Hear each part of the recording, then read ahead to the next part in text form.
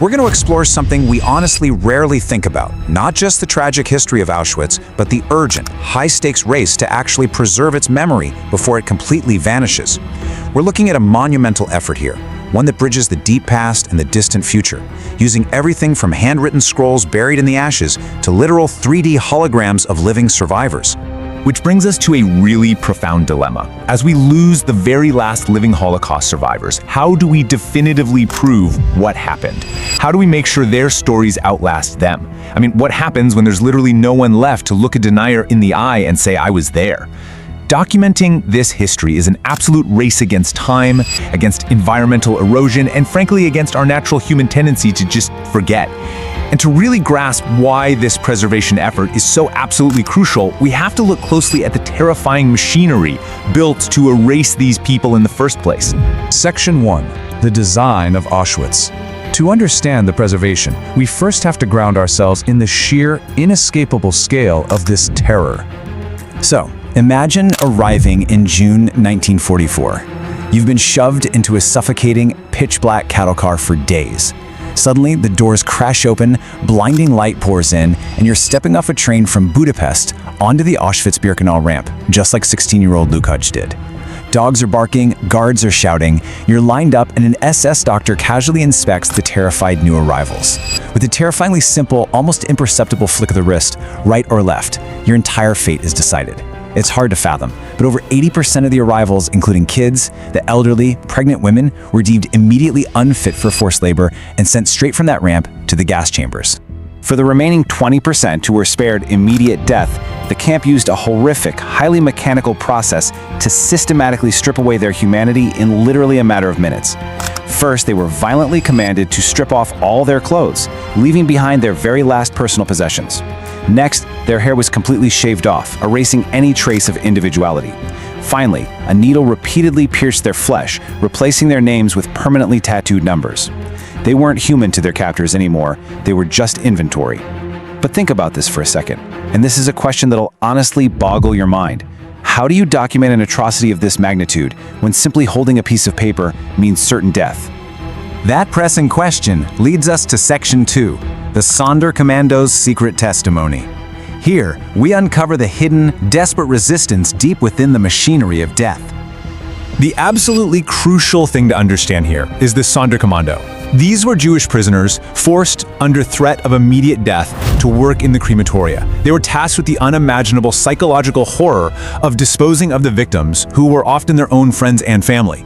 Because of what they were forced to see, the Nazis considered them the ultimate Geheimnistrager, a chilling German term meaning bearers of secrets. They were the sole witnesses to the absolute worst of these crimes. The Nazis fully intended to wipe those secrets out by routinely murdering the Sonderkommando themselves, silencing them forever. But you won't believe how these men fought back. Knowing with absolute certainty that they would soon be murdered, incredibly brave men like Salman Lowenthal and Leib Langfuss secretly documented the atrocities happening right in front of them. They scrounged for tiny scraps of paper and wrote what we now famously call the Scrolls of Auschwitz. They detailed the day-to-day horrors, including the tragic fate of the women's transports. Then, they put these vital manuscripts into jars and literally buried them deep within the human ashes near the crematoria, praying the truth might eventually be unearthed. Just think about that level of courage, knowing you're going to die but prioritizing the truth of the future over your own final moments. Would those buried manuscripts ever actually be found? Well, this story brilliantly illustrates their unparalleled bravery. A Greek Sonderkommando, known to history simply as Alex, risked everything, his life, his agonizingly slim chance of survival, to take 4 illicit photographs from inside the camp. Shooting covertly, often just firing from the hip to hide the stolen camera, he captured the unimaginable. These rare smuggled images provided undeniable visual proof of the extermination process, raw evidence that words alone could never truly capture. Now, you might naturally assume that the moment of liberation brought immediate high-definition clarity to the world, but actually, the filming of the liberation was a chaotic race against time that almost failed completely. Which brings us to Section 3, filming the liberation. When the camp was finally liberated, capturing these staggering horrors faced unbelievable logistical challenges. It's truly fascinating to see the stark contrast between how the different Allied forces documented things. The Soviet crews under Captain Oshakov arrived at Auschwitz with severe limitations. They were using clunky, handheld IMOA 35mm cameras.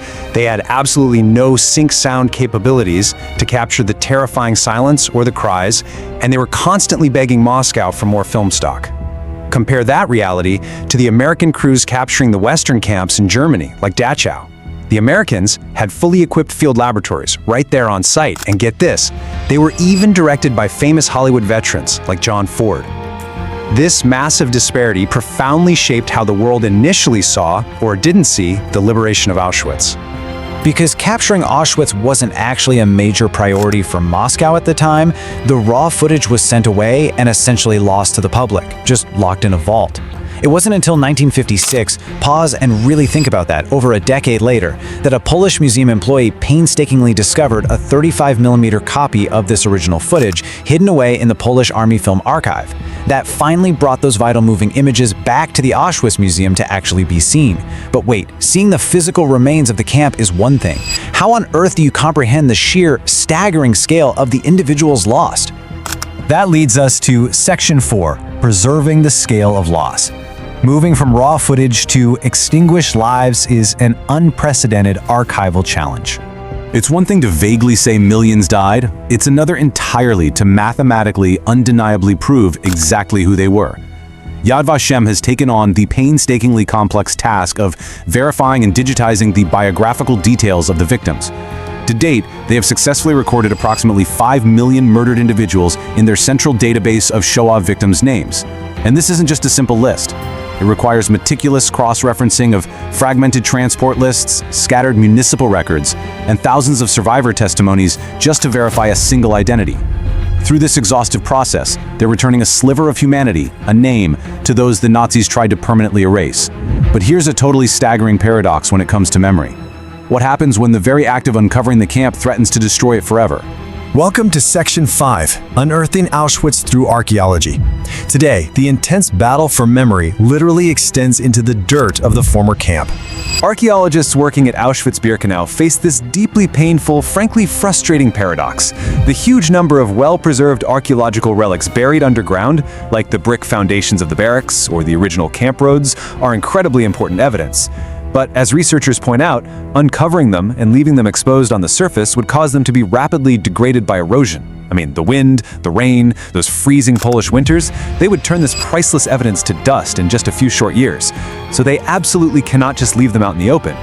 To solve this maddening catch-22, researchers now use advanced digital orthophoto plans, which are basically highly detailed distortion-free aerial maps, alongside state-of-the-art 3D modeling. By using photogrammetric software to stitch thousands of high-resolution photos together, they flawlessly document the relics down to the actual millimeter, coordinate them in a spatial database, and then carefully, intentionally recover them with earth. It's a genius method. It preserves the invisible landscape forever in a protected digital space, while keeping the physical artifacts perfectly safe from the harsh weather underground. But preserving the bricks and dirt is only half the battle. What happens when the last living voices of Auschwitz are no longer here to speak?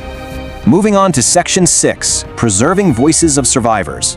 While we fight for the physical ground, we absolutely must preserve the first-hand accounts of those who walked it.